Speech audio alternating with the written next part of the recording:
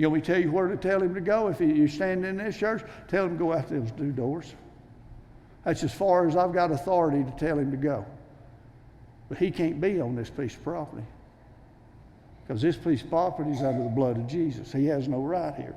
Now, let's go back. Let's go on to Luke 8:26. And I'm not going to spend as long here, but it's the same story.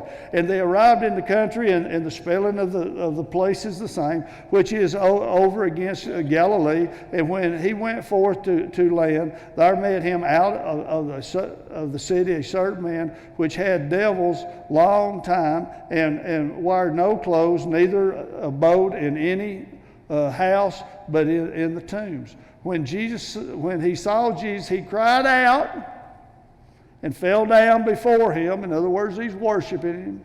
And with a loud voice, what have I to do with thee, Jesus, the Son of God, the Most High God? So you see, he's identifying him right there. I beseech thee, torment me not. And for he had commanded the unclean spirit to come out of the man. Now, it isn't recorded exactly when Jesus did it, but it's telling us that Jesus had already commanded the unclean spirit to come out of that man.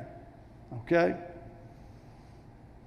For oftentimes he was caught himself, and he was kept bound with chains and feathers, and he brake the bands and was driven of the devil into the wilderness. And Jesus asked him, saying, What is thy name? And he said, Legion, because many devils were entered into him. And they besought him that he would not command them to go into the deep. And there was a herd of many swine feeding on the mountain. And they besought him that he would suffer them to enter into them. And he suffered them. And then went the devils out of the man and entered into the swine, and the man ran the herd ran violently down a steep place into the lake and was choked.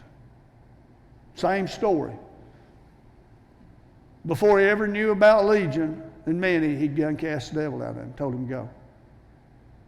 All he did was have a conversation. But let me show you something. People have made this also a doctrine that if we cast devils out, we've got to cast devils into the sea or in the abyss or whatever. It doesn't say that.